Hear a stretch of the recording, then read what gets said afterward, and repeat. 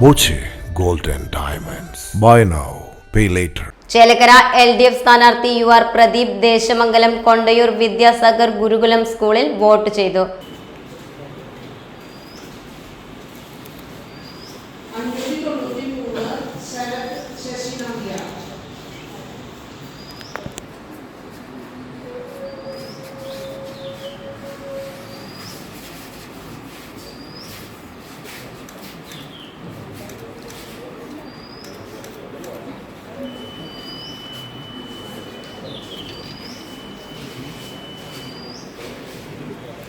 വൻ ഭൂരിപക്ഷത്തിൽ LDF വിജയിക്കും. ഭരണ തുടർച്ചയുണ്ടാകുമെന്നും MLA പറഞ്ഞു.